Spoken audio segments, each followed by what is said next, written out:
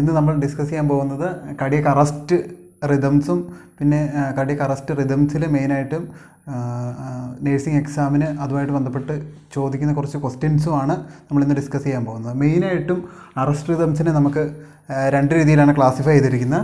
First ഷോക്കബിൾ റിതംസിൽ നിന്നും non ഷോക്കബിൾ ആയിട്ടുള്ള റിതംസിൽ നിന്നും. ഷോക്ക് കൊടുത്തു കഴിഞ്ഞിട്ടുണ്ടെങ്കിൽ റിവേർട്ട് ചെയ്യാൻ പറ്റുന്ന റിതംസിനെയാണ് ഷോക്കബിൾ റിതംസ് എന്ന് നമ്മൾ പറയുന്നത്. അതിനകത്ത് വരുന്നതാണ് വി എഫും, ഫസ്റ്റ് വി എഫ്, പിന്നെ പൾസ്ലെസ് വി ടി അഥവാ പൾസ്ലെസ് വെൻട്രിക്കുലർ ടെക്കികാർഡിയ. നോൺ ഷോക്കബിൾ ആയിട്ടുള്ള റിതംസിനകത്ത് വരുന്നതാണ് എസിസ്റ്റോളും പിന്നെ P E A, pulseless electrical activity. അങ്ങനെ മെയിനായിട്ട് രണ്ട് ക്ലാസിഫിക്കേഷനാണ് വരുന്നത്.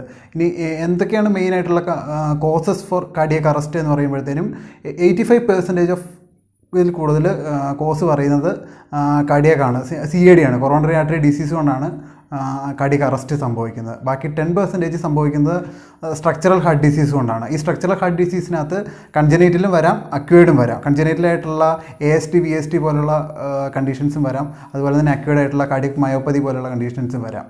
അതേപോലെ തന്നെ ലാസ്റ്റ് 5% ആണെങ്കിൽ നോൺ കാർഡിയക് ഒറിജിൻ ആയിരിക്കും.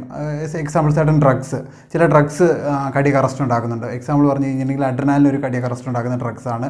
അതേപോലെ തന്നെ ആൻറ്റിബയോട്ടിക്സിൻ്റെ അനാഫിലറ്റിക് റിയാക്ഷൻ വന്നു കഴിഞ്ഞിട്ടുണ്ടെങ്കിൽ കാർഡിയക് അറസ്റ്റ് ഉണ്ടാക്കാവുന്നതാണ്. അതേപോലെ തന്നെ ചില electrolyte abnormalities, hypokalemia, hyperkalemia, hypocalcemia, hypercalcemia, ഇത്തരത്തിലുള്ള ഇലക്ട്രോലൈറ്റ് ഇംബാലൻസും കാർഡിയക് അറസ്റ്റ് പ്രൊഡ്യൂസ് ചെയ്യുന്നതാണ്. ഇവ 5% കാർഡിയക് അറസ്റ്റിന് കാരണമാകുന്നുള്ളൂ. Main cause for cardiac arrest എന്ന് പറയുന്നത് ഓൾവേസ് CAD ആണ്. ഇനി നമുക്ക് ഏതൊക്കെയാണ് റിതംസ് എന്ന് ഓരോന്നായിട്ട് നമുക്ക് നോക്കാം. ഫസ്റ്റ് നമ്മുടെ ക്ലാസിഫിക്കേഷന് വരുന്നതാണ് shockable rhythms. The rhythms that can be reverted by defibrillation കൊണ്ട് റിവേർട്ട് ചെയ്യാൻ പറ്റുന്ന റിതംസാണ് ഫസ്റ്റ് പറയുന്നത്. അതിനകത്ത് ഏറ്റവും ഇമ്പോർട്ടൻ്റ് ആയിട്ടുള്ളത് വെൻട്രിക്കുലർ ഫിബ്രിലേഷനാണ്. VF എന്ന് പറയുമ്പോൾ നമുക്ക് എല്ലാവർക്കും അറിയാം. അതിനകത്ത് ഐഡൻറ്റിഫൈബിൾ ആയിട്ടുള്ള ECG നോക്കി കഴിഞ്ഞ് കഴിഞ്ഞിട്ടുണ്ടെങ്കിൽ ഐഡൻറ്റിഫൈബിൾ ആയിട്ടുള്ള P വേവ്സ് ഉണ്ടാവില്ല, QRS കോംപ്ലക്സ് ഉണ്ടാവില്ല, T വേവ് ഉണ്ടാവില്ല, വെറും ഫിബ്രിലേറ്ററി വേവ്സ് മാത്രമേ ഉണ്ടാവുള്ളൂ. അപ്പം എഫക്റ്റീവായിട്ടുള്ള കാർഡിയക് ഔട്ട്പുട്ടും ഉണ്ടാവില്ല, സെൻട്രൽ പൾസ് ഉണ്ടാവില്ല. അങ്ങനെയുള്ള കുറേ ഫീച്ചേഴ്സാണ് VF-നകത്ത് കാണുന്നത്. മോസ്റ്റ് ലീതൽ അരിത്മിയ ഏതാണെന്ന് എക്സാമിന് ചോദിച്ചു കഴിഞ്ഞിട്ടുണ്ടെങ്കിൽ അതിൻ്റെ ആൻസർ VF ആണ്, വെൻട്രിക്കുലർ ഫിബ്രിലേഷനാണ്. അതുപോലെ തന്നെ മോസ്റ്റ് കോംപ്ലിക്കേറ്റഡ് അരിത്മിയ ഏതാണെന്ന് ചോദിച്ചു കഴിഞ്ഞിട്ടുണ്ടെങ്കിലും അതും VF ആണ്. Most common അരിത്മിയ that can produce cardiac arrest ഏതാണെന്ന് ചോദിച്ചു കഴിഞ്ഞിട്ടുണ്ടെങ്കിലും അതും വെൻട്രിക്കുലർ ഫിബ്രിലേഷനാണ്.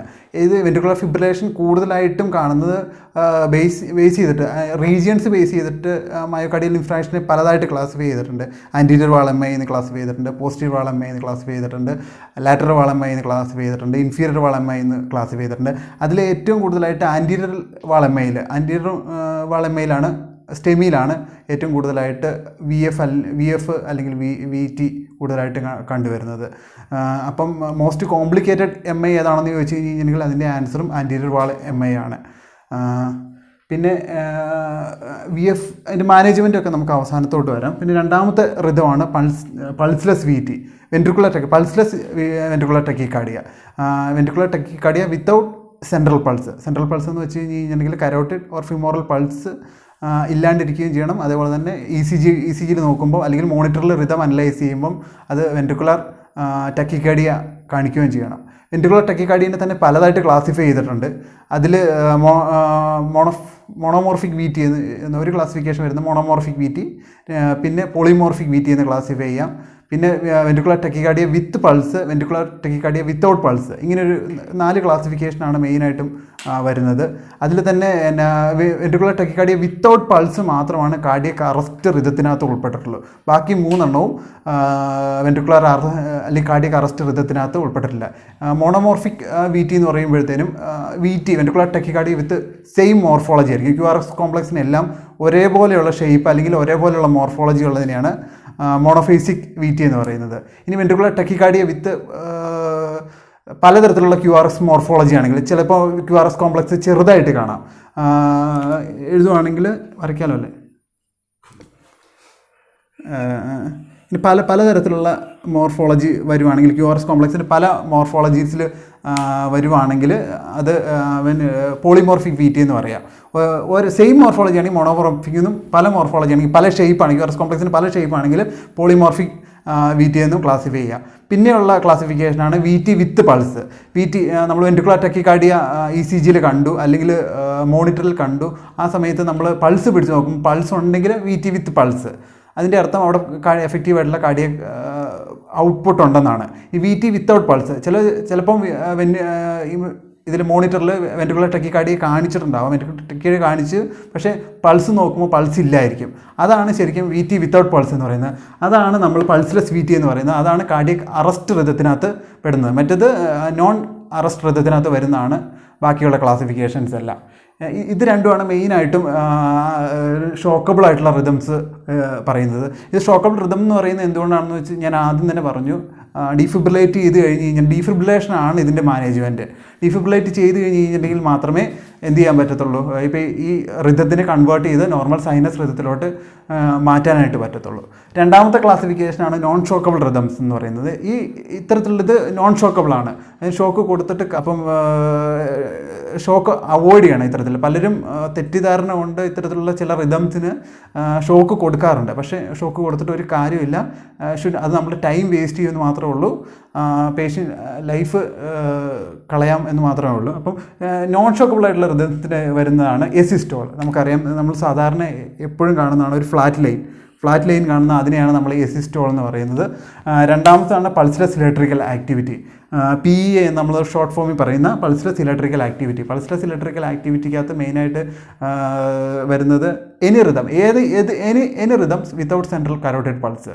സെൻട്രൽ പൾസ് ഇല്ലാണ്ട് ECG ഏത് റിതം, മോണിറ്ററിൽ ഏത് റിതം കാണിച്ചു കഴിഞ്ഞ് കഴിഞ്ഞിട്ടുണ്ടെങ്കിൽ നമുക്കതിനെ പൾസ്ലെസ് ഇലക്ട്രിക്കൽ ആക്ടിവിറ്റി എന്ന് നമുക്ക് വേണമെങ്കിൽ പറയാം. ഇപ്പോൾ ചിലപ്പോൾ നോർമൽ റിതമായിരിക്കും കാണിക്കുന്നത്, P വേവും QRS കോംപ്ലക്സും T വേവും എല്ലാം ഉള്ള ഒരു റിതമായിരിക്കും കാണുന്നത്. പക്ഷേ അതിനകത്ത് പൾസ് പിടിച്ച് നോക്കുമ്പോഴത്തേനും സെൻട്രൽ പൾസ് ആയിട്ടുള്ള കരോട്ടിഡ് പൾസ്, കാർഡിയക് അറസ്റ്റിനകത്ത് നമ്മൾ മെയിനായിട്ടും ചെക്ക് ചെയ്യുന്ന പൾസ് എന്ന് പറയുന്നത് കരോട്ടിഡ് പൾസാണ്. ഇനി അല്ലെങ്കിൽ ചിലപ്പോൾ ഫിമോറൽ പൾസ് ആയിരിക്കും. ഇത് രണ്ടുമാണ് മെയിൻ സെൻട്രൽ പൾസ് വരുന്നത്. ഈ രണ്ട് പൾസും പിടിച്ച് നോക്കുമ്പോൾ പൾസ് ഇല്ല, അല്ലെങ്കിൽ പൾസ് വളരെ ഫീബിൾ ആണെങ്കിൽ അത് അറസ്റ്റ് ഇതാണ് പൾസ്ലെസ് ഇലക്ട്രിക്കൽ ആക്ടിവിറ്റി ആണ് ഇതിനകത്ത് മെയിനായിട്ട് പറയുന്നത്. കാർഡിയക് അറസ്റ്റ് നമ്മൾ മെയിനായിട്ട് ഐഡൻറ്റിഫൈ ചെയ്യുന്നത് ആബ്സെൻസ് ഓഫ് പൾസ് ആയിരിക്കും. കരോട്ടിഡ് പൾസ്, സെൻട്രൽ പൾസ് ഉണ്ടാവില്ല. Carotid pulse or femoral pulse, അതുപോലെ തന്നെ പെരിഫറൽ പൾസും ഉണ്ടാവില്ല. അതേപോലെ തന്നെ ആബ്സെൻസ് ഓഫ് BP കിട്ടുന്നുണ്ടാവില്ല. പിന്നെ ആബ്സെൻസ് ഓഫ് റെസ്പിറേഷൻ, അല്ലെങ്കിൽ ആഗണൈസിങ് റെസ്പിറേഷൻ നമ്മൾ പറയുന്ന പോലെ ഗ്യാസ്പിംഗ് സ്റ്റേജിലുള്ള റെസ്പിറേഷനെ നമ്മൾ കാർഡിയക് അറസ്റ്റിൻ്റെ സമയത്ത് നമുക്ക് കാണാവുന്ന ഒരു ഫീച്ചറാണ്. ഇത് മൂന്നുമാണ് മെയിനായിട്ടും കാർഡിയക് അറസ്റ്റ് റിതംസ്, കാർഡിയക് അറസ്റ്റിൽ നമ്മൾ പേഷ്യൻറ്റിൽ കാണുന്നത്. ഇനി അതിൻ്റെ മാനേജ്മെൻറ്റ് പാർട്ടിലോട്ട് നമ്മൾ കടന്നു കഴിഞ്ഞിട്ടുണ്ടെങ്കിൽ നമ്മൾ സാധാരണ എമർജൻസി ഡിപ്പാർട്ട്മെൻറ്റിൽ നമ്മുടെ സാധാരണ മാനേജ്മെൻറ്റ് പ്രോട്ടോക്കോൾ വരുന്നത് എയർവേ, ബ്രീത്തിങ്, സർക്കുലേഷൻ, ABC പ്രോട്ടോക്കോളാണ് നമ്മൾ മെയിൻ ഫോളോ ചെയ്യുന്നത്. Airway giving more importance to airway first, then breathing, then circulation.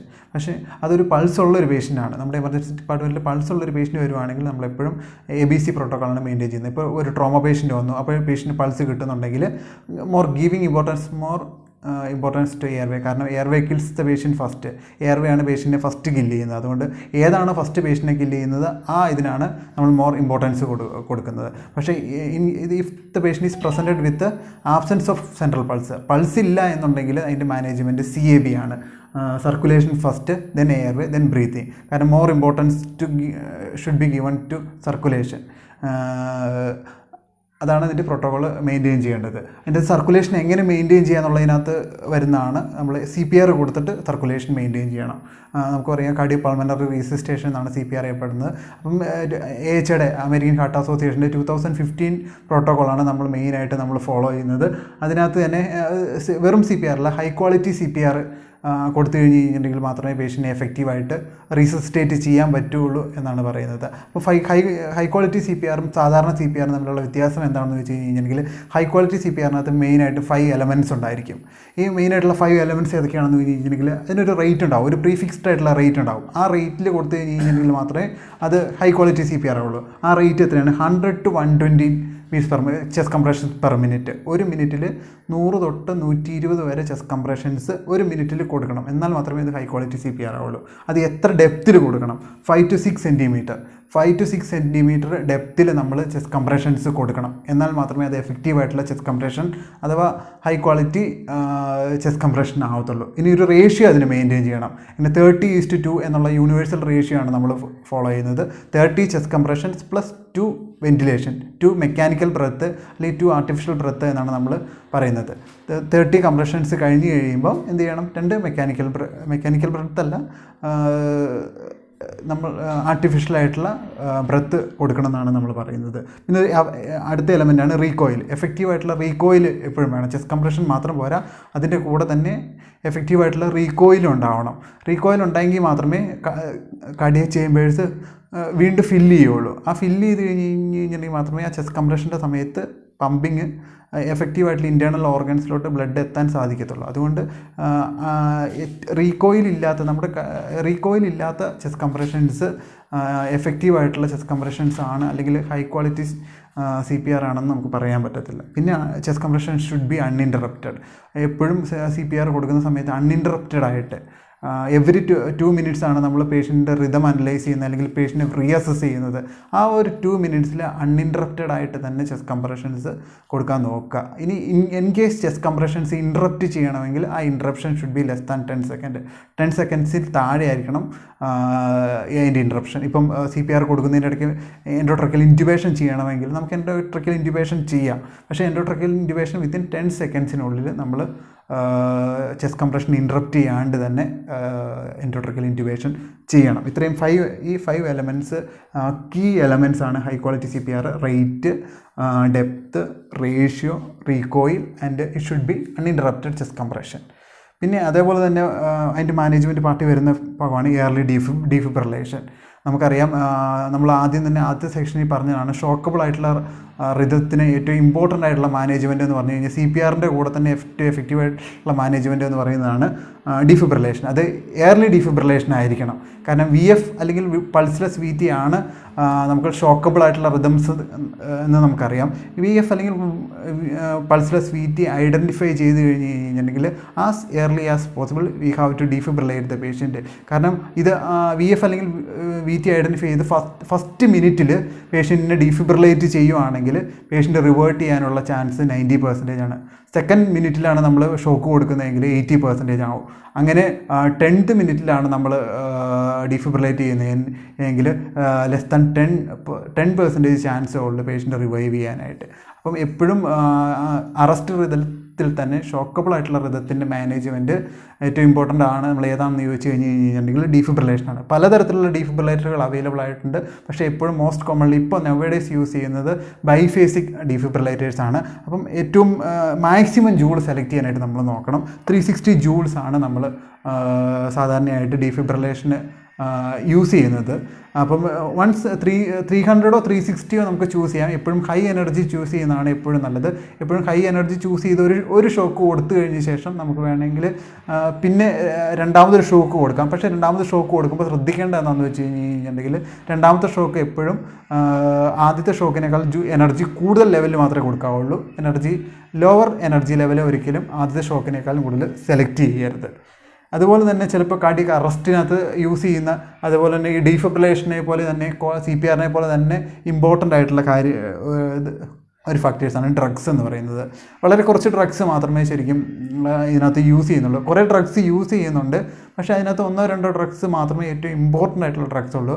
ആ ഡ്രഗ്സിനെ കുറിച്ച് മാത്രം അറിഞ്ഞിരുന്നു കഴിഞ്ഞിട്ടുണ്ടെങ്കിൽ നമുക്ക് മാനേജ് ചെയ്യാൻ പറ്റുന്നതാണ്. അല്ലെങ്കിൽ അതിനകത്ത് ഏറ്റവും മോസ്റ്റ് എഫക്റ്റീവായിട്ടുള്ള ഡ്രഗ് ഏതാണെന്ന് ചോദിച്ചു കഴിഞ്ഞിട്ടുണ്ടെങ്കിൽ അഡ്രിനാലിനാണ്. നമുക്ക് എല്ലാവരും അറിയാവുന്ന പോലെ തന്നെ ഒരു മാജിക്കൽ ഡ്രഗാണ് അഡ്രിനാലിൻ എന്ന് പറയുന്നത്. നമ്മുടെ ബോഡിയിൽ പ്രൊഡ്യൂസ് ചെയ്യപ്പെടുന്ന ഒരു ഹോർമോണാണ്. അതിൻ്റെ തന്നെ സിന്തറ്റിക് ആയിട്ടുള്ള പ്രിപ്പറേഷനാണ് അഡ്രിനാലിൻ എന്ന് പറയുന്നത്. അത് ഇഞ്ചക്ഷൻ ആയിട്ടാണ് നമ്മൾ സാധാരണയായിട്ട് കൊടുക്കുന്നത്. ഇഞ്ചക്ഷൻ അഡ്രിനാലിൻ അല്ലെങ്കിൽ എപ്പിനെഫ്രിൻ എന്നാണ് അതിൻ്റെ വേറൊരു പേര് അറിയപ്പെടുന്നത്. അതിൻ്റെ കോൺസെൻട്രേഷൻ 1 ml ആണ് നമ്മൾ സാധാരണ നമ്മൾക്ക് അവൈലബിൾ ആയിട്ടുള്ളത്. അതിൻ്റെ സ്ട്രെങ്ത് എന്ന് പറയുന്നത് 1/1000 ഡൈല്യൂഷനാണ് അതിൻ്റെ സ്ട്രെങ്ത് എന്ന് പറയുന്നത്. കാർഡിയക് അറസ്റ്റിനകത്ത് നമ്മളത് 1/10,000 സ്ട്രെങ്ത്തിലോട്ട് നമ്മൾ ഡൈല്യൂട്ട് ചെയ്യും. അതായത് 1 ml ആണ് അഡ്രിനാലിനുള്ളെങ്കിൽ അതിൻ്റെ കൂടെ 9 ml നോർമൽ സലൈനും കൂടെ ആഡ് ചെയ്ത് കഴിഞ്ഞെങ്കിൽ 1/10,000 ഡൈല്യൂഷനിൽ ആവും അല്ലെങ്കിൽ കോൺസെൻട്രേഷനിലാവും. എന്നിട്ടാണ് നമ്മൾ IV ആയിട്ട് സാധാരണയായിട്ട് കൊടുക്കുന്നത്. അതുപോലെ തന്നെ അഡ്രിനാലിൻ കൊടുക്കുന്ന വേറെ 2-3 സിറ്റുവേഷൻസ് ഉണ്ട്. അനാഫൈലാറ്റിക് റിയാക്ഷനിൽ most important drug in anaphylactic reaction അല്ലെങ്കിൽ അനാഫൈലാറ്റിക് റിയാക്ഷൻ്റെ ഏറ്റവും ഇമ്പോർട്ടൻ്റ് ആയിട്ടുള്ള ഡ്രഗ് ഏതാണെന്ന് ചോദിച്ചു കഴിഞ്ഞിട്ടുണ്ടെങ്കിലും അതും അഡ്രിനാലിനാണ് എന്ന് പറയുന്നത്. അപ്പം കാർഡിയക് അറസ്റ്റിലാണെങ്കിലും അഡ്രിനാലിനാണ് ഏറ്റവും ഇമ്പോർട്ടൻ്റ് ആയിട്ടുള്ള ഡ്രഗ്സ്. എവറി 3 to 5 മിനിറ്റ്സിലാണ് നമ്മൾ അഡ്രിനാലിൻ കൊടുക്കുന്നത്. 1 milligram കൊടുക്കുന്നത്. 1 milligram IV followed by 20 ml normal saline IV bolus കൊടുക്കണം. എന്നാൽ മാത്രമേ പെരിഫറൽ ലൈൻസിൽ നിന്ന് ഹാർട്ടിലോട്ട് എത്താനായിട്ട് ഒരു 20 ml നോർമൽ സലൈൻ വേണം. എങ്കിൽ മാത്രമേ അത് ഹാർട്ടിൽ ആക്ട് ചെയ്യുന്നതിന് വേണ്ടിയിട്ടാണ്, എത്രയും പെട്ടെന്ന് ആക്ട് ചെയ്യുന്നതിന് വേണ്ടിയിട്ടാണ് 1 ml കൂടെ അല്ലെങ്കിൽ ഈ അഡ്രിനാലിൻ്റെ കൂടെ തന്നെ 20 ml നോർമൽ സലൈന് അങ്ങോട്ട് പുഷ് ചെയ്യുന്നത്. ഇത് എവറി 3 to 5 മിനിറ്റ്സിൽ എത്ര ഡോസ് വേണമെങ്കിലും നമുക്ക് കൊടുക്കാം. ഇത്ര ഡോസ് കൊടുക്കാവുള്ളൂ എന്നൊന്നുമില്ല. എത്ര ഡോസ് വേണമെങ്കിലും നമുക്ക് നമ്മുടെ CPR കണ്ടിന്യൂ ചെയ്യുന്നതനുസരിച്ച് അഡ്രിനാലിൻ കൊടുക്കാവുന്നതാണ്.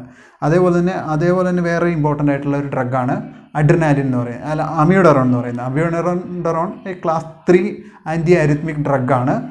അത് മോസ്റ്റ് കോമൺലി യൂസ് ചെയ്യുന്ന ആൻറ്റി അരിത്മിക് ഡ്രഗ് ഏതാണെന്ന് ചോദിച്ചു കഴിഞ്ഞാൽ അതിൻ്റെ ആൻസർ അമിയോഡറോൺ എന്നാണ്. കാരണം പല ഇതിനകത്ത് മാത്രമല്ല പല അരിത്മിയത്തിക്ക് ഏട്രിയൽ ഫിബ്രിലേഷന് യൂസ് ചെയ്യാറുണ്ട്, ഏട്രിയൽ ഫ്ലട്ടറിന് യൂസ് ചെയ്യാറുണ്ട്, സുപ്രാവെൻട്രിക്കുലർ ടക്കിക്കാർഡിയക്ക് യൂസ് ചെയ്യാറുണ്ട്, വെൻട്രിക്കുലർ ടക്കിക്കാർഡിയക്ക് യൂസ് ചെയ്യാറുണ്ട്, വെൻട്രിക്കുലർ ഫിബ്രിലേഷന് യൂസ് ചെയ്യാറുണ്ട്. അങ്ങനെ പല ഇതിനകത്ത് നമ്മൾ അമിയോഡറോൺ യൂസ് ചെയ്യുന്നുണ്ട്. അറസ്റ്റ് റിതത്തിൽ അല്ലെങ്കിൽ ഷോക്കബിൾ ആയിട്ടുള്ള റിതത്തിലാണ് നമ്മൾ അമിയോഡറോൺ. അഡ്രിനാലിൻ നമുക്ക് ഷോക്കബിൾ റിതത്തിലും നോൺ ഷോക്കബിൾ റിതത്തിലും നമുക്ക് എവറി 3 to 5 മിനിറ്റ്സിൽ ഇൻ്റർവെല്ലിൽ കൊടുക്കാം. പക്ഷേ അമിയോഡറോൺ ഷോക്കബിൾ ആയിട്ടുള്ള റിതംസ്, അത് VS അല്ലെങ്കിൽ പൾസ്ലെസ് VT മാത്രമേ അമിയോഡറോൺ കൊടുക്കാറുള്ളൂ. അത് 2 ഡോസാണ് കൊടുക്കാറുള്ളൂ. ആദ്യത്തെ ഡോസ് എന്ന് പറഞ്ഞാൽ 300 milligram IV ആണ്. രണ്ടാമത്തെ ഡോസ് എന്ന് പറയുന്നത് 150 milligram IV ആണ്. അത് ഏകദേശം 3 to 5 മിനിറ്റ്സ് ഇൻ്റർവെല്ലിലാണ് അമിയോഡറോണും കൊടുക്കുന്നത്. അതായത് അമിയോഡറോൺ കൊടുക്കുന്നത് എപ്പോഴാണെന്ന് വെച്ച് കഴിഞ്ഞിട്ടുണ്ടെങ്കിൽ ഞാൻ ഓൾറെഡി പറഞ്ഞു ഷോക്കബിൾ ആയിട്ടുള്ള റിതംസിലാണ് കൊടുക്കാറുള്ളൂ. ഷോക്കബിൾ ആയിട്ടുള്ള റിതംസിൻ്റെ ഏറ്റവും ഇമ്പോർട്ടൻ്റ് ആയിട്ടുള്ള മാനേജ്മെൻറ്റ് എന്ന് പറയുന്നത് ഡീഫിബ്രിലേഷനാണ്. 2 ഷോക്ക് കൊടുത്തിട്ട് റിവേർട്ട് ആവാത്ത സിറ്റുവേഷനിലാണ് നമ്മൾ എന്ത് ചെയ്യുന്നത്, അമിയോഡറോൺ സ്റ്റാർട്ട് ചെയ്യുന്നത്. അപ്പോൾ സെക്കൻഡ് ഷോക്കിന് ശേഷം നമുക്ക് അമിയോഡറോൺ കൊടുക്കാം. സെക്കൻഡ് ഷോക്കിന് ശേഷം പേഷ്യൻ്റ് റിവേർട്ട് ആയിട്ടില്ലെങ്കിൽ നമുക്ക് ഒരു ആൻറ്റി അരിത്മിക് ഡ്രഗ് ചൂസ് ചെയ്യാൻ പറഞ്ഞു കഴിഞ്ഞിട്ടുണ്ടെങ്കിൽ അത് അമിയോഡറോൺ ആണ് നമ്മൾ ചൂസ് ചെയ്യുന്നത്. നമ്മൾ ഓൾറെഡി കാർഡിയക് അറസ്റ്റിൻ്റെ മാനേജ്മെൻറ്റ് നമ്മൾ ഓൾറെഡി ഡിസ്കസ് ചെയ്തു. അതിനകത്ത് ഇമ്പോർട്ടൻ്റ് ആയിട്ടുള്ള ഡ്രഗ്സ്, അതേപോലെ തന്നെ CPR എല്ലാത്തിൻ്റെയും ഇമ്പോർട്ടൻസ് ഓൾറെഡി പറഞ്ഞു. പക്ഷേ അതോടൊപ്പം തന്നെ ഇമ്പോർട്ടൻ്റ് ആയിട്ടുള്ള കുറച്ച് റിവേഴ്സിബിൾ കോസസും ഉണ്ട്. ആ കോസസ് കറക്റ്റ് ചെയ്താൽ മാത്രമേ കാർഡിയക് അറസ്റ്റ് തിരിച്ച് റിവേർട്ട് ചെയ്ത് നോർമൽ സൈനസ് റിതത്തിലോട്ടോ അല്ലെങ്കിൽ പേഷ്യൻറ്റിന് സ്റ്റെബിലൈസ് ചെയ്യാനോ റിട്ടേൺ ഓഫ് സ്പോണ്ടേനിയസ് സർക്കുലേഷൻ റോസ്കിലോട്ടോ നമുക്ക് തിരിച്ച് എത്തിക്കാനായിട്ട് പറ്റുള്ളൂ. അപ്പം ഏതൊക്കെ കോസസ് ആണ് കാർഡിയക് അറസ്റ്റ് ഉണ്ടാക്കുന്നതെന്ന് നമ്മൾ അറിഞ്ഞു കഴിഞ്ഞിട്ടുണ്ടെങ്കിൽ അതിന് എന്നെങ്കിലും മാത്രമേ നമുക്ക് അതിനെ റിവേഴ്സ് ചെയ്യാൻ പറ്റുള്ളൂ. അപ്പം അതിനെ നമുക്ക് ബ്രോഡായിട്ട് 6 H's and 6 T's എന്ന് നമുക്ക് ക്ലാസിഫൈ ചെയ്യാം. ഏതൊക്കെയാണ് 6 H's എന്ന് നമുക്ക് നോക്കാം. ഒന്ന്, most importantly hypoxia, lack of oxygen deficiency കൊണ്ട് കാർഡിയക് അറസ്റ്റ് ഉണ്ടാവാം. കാരണം എസ്എനോഡിന് വർക്ക് ചെയ്യുന്നതിന് വേണ്ടിയിട്ട് ശരിക്കും ഓക്സിജൻ എസെൻഷ്യലാണ്. അതുപോലെ തന്നെ കാർഡിയക് മസിൽസിന് ഓക്സിജൻ എസെൻഷ്യലാണ്. അതുപോലെ തന്നെ പല കാര്യങ്ങൾക്കും പ്രോപ്പറായിട്ടുള്ള കാർഡിയക് ഫങ്ഷൻസിന് ഓക്സിജൻ നെസസറിയാണ്. അതുകൊണ്ട് ഓക്സിജൻ്റെ ഡെഫിഷ്യൻസി കൊണ്ട് കാർഡിയക് അറസ്റ്റ് ഉണ്ടാകുന്നതെങ്കിൽ അല്ലെങ്കിൽ ഹൈപ്പോക്സി കൊണ്ടാണ് കാർഡിയക് അറസ്റ്റ് ഉണ്ടെങ്കിൽ അത് അഡിക്വേറ്റായിട്ട് പേഷ്യൻറ്റിന് ഓക്സിജൻ സപ്ലൈ കൊടുത്തു കഴിഞ്ഞിട്ടുണ്ടെങ്കിൽ മാത്രമേ പേഷ്യൻ്റെ അറസ്റ്റ് റിവേർട്ട് ചെയ്ത് നോർമലിലോട്ട് നമുക്ക് കൺവേർട്ട് ചെയ്യാനായിട്ട് പറ്റുള്ളൂ. സെക്കൻഡ് എന്ന് പറഞ്ഞു കഴിഞ്ഞാൽ ഹൈപ്പോവോളീമിയ, വോളിയം കുറവാണെങ്കിൽ ഹൈപ്പോവോളീമിയ ഷോക്കിലാണ് പേഷ്യൻ്റ് പ്രസൻറ്റ് ചെയ്യുന്നതെങ്കിൽ അല്ലെങ്കിൽ അഡിക്വേറ്റ് ഫ്ലൂയിഡ് ബാലൻസ് ഇല്ല എന്നുണ്ടെങ്കിൽ പേഷ്യൻ്റ് ഷോക്കിലോട്ട് പോയി പിന്നെ കാർഡിയക് അറസ്റ്റിലോട്ട് പോകാനുള്ള ചാൻസ് ഉണ്ട്. അപ്പം അങ്ങനെയുള്ള പേഷ്യൻ്റ് ആണെങ്കിൽ നമ്മൾ ഹൈപ്പോവോളീമിയ കറക്റ്റ് ചെയ്യണം. സാധാരണയായിട്ട് ഐസോട്ടോണിക് സലൈനാണ് യൂസ് ചെയ്യുക. Isotonic saline, normal saline use ചെയ്യാം. ഇൻ കേസ് ഓഫ് ട്രോമയാണെങ്കിൽ ഐസോട്ടോണിക് ആയിട്ടുള്ള റിംഗർ ലാക്റ്റേറ്റ് ആണ് ഫസ്റ്റ് പ്രിഫറൻസ് വരുന്നത്. ഇപ്പം ഇനി ട്രോമ കൊണ്ടാണ് ഹൈപ്പോവോളീമിക് ഷോക്ക് വരുന്നത് അല്ലെങ്കിൽ ബ്ലഡ് ലോസ് കൊണ്ടാണ് ഷോക്ക് വരുന്നതെങ്കിൽ, ഹൈപ്പോളീമിയ വരുന്നതെങ്കിൽ ബ്ലഡ് പ്രോഡക്ട്സ് ഓൾ ബ്ലഡ് ആണെങ്കിലും കമ്പോണൻസ് ആണെങ്കിലും കൊടുത്തിട്ട് മാനേജ് ചെയ്തെങ്കിൽ മാത്രമേ റിവേർട്ട് ചെയ്യാൻ പറ്റത്തുള്ളൂ. തേർഡ് കോസ് എന്ന് പറയുന്നത് ഹൈഡ്രജൻ അയൺ കോൺസെൻട്രേഷൻ ആണ്, അല്ലെങ്കിൽ അതിനെ നമുക്ക് അസിഡോസിസ് എന്ന് പറയാം. അത് റെസ്പിറേറ്ററി അസിഡോസിസ് ആണെങ്കിലും മെറ്റബോളിക് അസിഡോസിസ് ആണെങ്കിലും കാർഡിയാക് അറസ്റ്റ് ഉണ്ടാക്കുന്നതാണ്. അപ്പം അങ്ങനെ ഒരു ചാൻസ് ഉണ്ടെങ്കിൽ ഈ അസിഡോസിസ് കറക്റ്റ് ചെയ്തെങ്കിൽ മാത്രമേ പ്രോപ്പറായിട്ട്, റെസ്പിറേറ്ററി അസിഡോസിസ് ആണെങ്കിലും മിക്കവാറും ഓക്സിജൻ്റെ ഇതുകൊണ്ട് കാർബൺ ഡൈ ഓക്സൈഡ് റിട്ടൻഷൻ കൊണ്ടായിരിക്കും റെസ്പിറേറ്ററി അസിഡോസിസ് സാധാരണ ഉണ്ടാകുന്നത്. അപ്പം അങ്ങനെയുള്ള കേസിലാണെങ്കിൽ ഓക്സിജൻ അഡിക്കേറ്റ് ആയിട്ടുള്ള ഓക്സിജൻ കൊടുത്ത് അത് കറക്റ്റ് ചെയ്യാവുന്നതാണ്. അതേപോലെ തന്നെ metabolic acidosis most commonly seen in renal failure patient, CKD പേഷ്യൻസിലാണൊക്കെയാണ് മെറ്റബോളിക് അസിഡോസിസ് മോസ്റ്റ് കോമൺലി കാണുന്നത്. അത് മെറ്റബോളിക് അസിഡോസിസ് സോഡ ബൈകാർബണേറ്റ് വെച്ചിട്ടാണ് നമ്മൾ മാനേജ് ചെയ്യുന്നത്. അത് പ്രോപ്പറായിട്ട് ഡ്രഗ്സ് കൊടുത്തു കഴിഞ്ഞിട്ടുണ്ടെങ്കിൽ മാത്രമേ, അല്ലെങ്കിൽ മാനേജ് ചെയ്ത് കഴിഞ്ഞിട്ടുണ്ടെങ്കിൽ മാത്രമേ കാർഡിയാക് അറസ്റ്റ് റിവേർട്ട് ചെയ്യാൻ പറ്റത്തുള്ളൂ. പിന്നെ അടുത്ത നാലാമത്തതാണ് ഹൈപ്പോകലീമിയ അല്ലെങ്കിൽ ഹൈപ്പർ കലീമിയ. പൊട്ടാസ്യത്തിൻ്റെ അളവ് ബോഡിയിൽ അല്ലെങ്കിൽ ബ്ലഡിൽ കുറഞ്ഞാലും കാർഡിയാക് അറസ്റ്റ് വരും, കൂടി കഴിഞ്ഞ് കഴിഞ്ഞിട്ടുണ്ടെങ്കിൽ കാർഡിയാക് അറസ്റ്റിലോട്ട് പോകാം. ഹൈപ്പോകലീമിയയിൽ എന്താ സംഭവിക്കുന്നതെന്ന് വെച്ച് കഴിഞ്ഞിട്ടുണ്ടെങ്കിൽ ഓൾ മസിൽസ്, എല്ലാ മസിൽസിൻ്റെ പ്രോപ്പറായിട്ടുള്ള ഫംഗ്ഷന് പൊട്ടാസ്യം ആവശ്യമാണ്. നമുക്കറിയാം പൊട്ടാസ്യം ഒരു ഇൻട്രാ സെല്ലുലർ കാറ്റയോൺ ആണ്. അത് പ്രോപ്പറായിട്ടുള്ള മസിൽസിൻ്റെ ഫംഗ്ഷന് എസെൻഷ്യൽ ആയിട്ടുള്ള ഒരു എലമെൻ്റാണ്. അപ്പം പൊട്ടാസ്യം കുറഞ്ഞു കഴിഞ്ഞ് കഴിഞ്ഞിട്ടുണ്ടെങ്കിൽ all muscles will be get weakened. എല്ലാ മസിൽസും വീക്കനായിരിക്കും, including respiratory muscles and cardiac muscles. അങ്ങനെയാണ് പേഷ്യൻ്റ് കാർഡിയാക് അറസ്റ്റിലോട്ട് പോകുന്നത്. ഇനി ഹൈപ്പർ കലീമിയയിലാണെങ്കിൽ ഇപ്പോൾ പൊട്ടാസിൻ്റെ അളവ് ബ്ലഡിൽ വളരെ 7.5 or 8 മില്ലി ഇക്വലൻസിലൊക്കെ പൊട്ടാസിൻ്റെ അളവ് കൂടിക്കഴിഞ്ഞ് കഴിഞ്ഞിട്ടുണ്ടെങ്കിൽ it act as an irritant. It irritates മയോകാർഡിയത്തിനെ ഇറിറ്റേറ്റ് ചെയ്തിട്ട് ലൈഫ് ത്രെറ്റനിങ് ആയിട്ടുള്ള അരിത്മിയാസ് പ്രൊഡ്യൂസ് ചെയ്തിട്ട് കാർഡിയാക് അറസ്റ്റിലോട്ട് പേഷ്യൻ്റ് പോകാം. ആ ഒരു ഇതിനായിട്ട് അപ്പം ആ രണ്ട് രീതിയിൽ ഇപ്പോൾ ഹൈപ്പോകലീമിയ ആണെങ്കിൽ പൊട്ടാസ്യം സപ്ലിമെൻറ്റ് കൊടുത്ത് മാനേജ് ചെയ്യണം. ഹൈപ്പർ കലീമിയ ആണെങ്കിൽ അതിൻ്റെ മാനേജ്മെൻറ്റ്, അതിൻ്റെ പ്രോട്ടോകോൾ മാനേജ്മെൻറ്റ് വേറെ ഡിഫറെൻ്റ് ആണ്. ഹൈപ്പർ കലീമിയയുടെ ആൻറ്റിഡോട്ട് എന്ന് പറയുന്നത് കാൽഷ്യം ഗ്ലൂക്കോണേറ്റ് ആണ്. കാൽഷ്യം ഗ്ലൂക്കോണേറ്റ് പോലുള്ള ഡ്രഗുകൾ, അല്ലെങ്കിൽ സോഡ ബൈകാർബണേറ്റ് അനദർ ഡ്രഗാണ്. അങ്ങനെയുള്ള ഡ്രഗുകൾ കൊടുത്തിട്ടാണെങ്കിലും ഹൈപ്പർ കലീമിയ മാനേജ് ചെയ്യണം. പിന്നെ ഹൈപ്പോഗ്ലൈസീമിയ, ഷുഗർ ലെവൽ ബിലോ 30 ഒക്കെ ആണെങ്കിൽ it can induce cardiac arrest. Hypoglycemia induced cardiac arrest എന്നാണ് അത് പറയപ്പെടുന്നത്. അങ്ങനെയാണെങ്കിൽ ഇപ്പോൾ ഗ്ലൂക്കോസ് ലെവൽ കുറവാണെങ്കിൽ IV അല്ലെങ്കിൽ ഓറലായിട്ടുള്ള ഗ്ലൂക്കോസ് കൊടുത്ത് ഹൈപ്പോഗ്ലൈസീമിയ കറക്റ്റ് ചെയ്ത് കഴിഞ്ഞിട്ടുണ്ടെങ്കിൽ മാത്രമേ അത് നമുക്ക് റിവേർട്ട് ചെയ്യാൻ പറ്റത്തുള്ളൂ. പിന്നെ last cause hypothermia, body temperature വളരെ കുറയുന്ന ഒരു സ്റ്റേജിൽ. അത് ഇന്ത്യൻ സിനാരിയോയിൽ അത്രയും റിലവൻസ് ഇല്ല എങ്കിലും ചില പാശ്ചാത്യ രാജ്യങ്ങളിലൊക്കെ, തണുപ്പ് കൂടിയ രാജ്യങ്ങളിലൊക്കെ ഹൈപ്പോതെർമിയ ഒരു കാർഡിയാക് അറസ്റ്റിന് കാരണമാകുന്നൊരു കോസാണ്. ഇത്രയുമാണ് 6 H's പറയുന്നത്. ഇനി 6 T's ഏതൊക്കെയാണ്? 6 T's എന്ന് കിടന്ന് നോക്കാം. നമ്മൾ ഓൾറെഡി പറഞ്ഞതുപോലെ തന്നെ കൊറോണറി ത്രോംബോസിസ്, CAD ആണ് most common cause for cardiac arrest എന്ന് നമ്മൾ പറഞ്ഞു.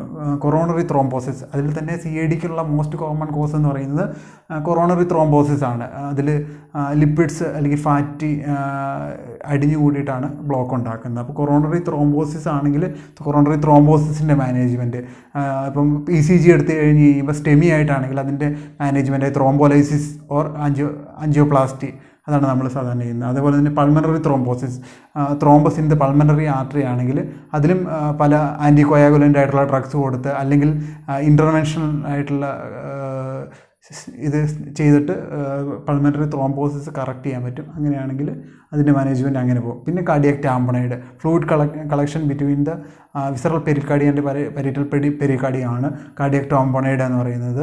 അത് അതിന് സ്പെഷ്യലായിട്ടുള്ള സയൻസ് ഉണ്ട്. ബെക്സ് ട്രയാഡ് എന്നാണ് അത് അറിയപ്പെടുന്നത്. ബെക്സ് ട്രയാഡ് ഐഡൻറ്റിഫൈ ചെയ്ത് കഴിഞ്ഞിട്ടുണ്ടെങ്കിൽ external jugular vein will be engorged jugular vein ആയിരിക്കും. അതേപോലെ തന്നെ മഫിൾഡ് ഹാർട്ട് സൗണ്ട്സ് വളരെ ലോ ആയിരിക്കും. അതേപോലെ തന്നെ BP will be low, BP കുറവായിരിക്കും. സിസ്റ്റോളിക് BPയും ഡയസ്റ്റോളിക് BPയും തമ്മിലുള്ള ഡിഫറൻസ് അത് ഭയങ്കര കൂടുതലായിരിക്കും.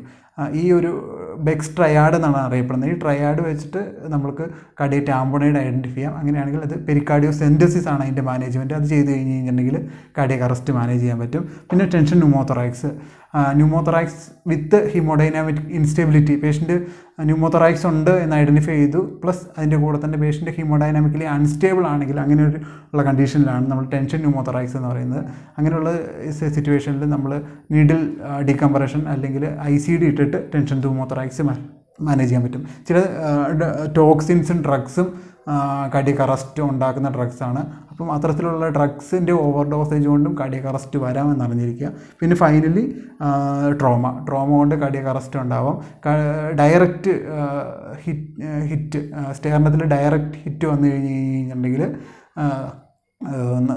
കാർഡിയക് കൺഡ്യൂഷൻ ഉണ്ടാവാം. കാർഡിയക് കൺഡ്യൂഷൻ കാർഡിയക് അറസ്റ്റിലോട്ട് ലീഡ് ചെയ്യാവുന്ന ഒരു കോസാണ്. ആ കോസും ഐഡൻറ്റിഫൈ ചെയ്ത് ട്രീറ്റ് ചെയ്യാൻ പറ്റുന്ന ഒരു ഇതാണ്.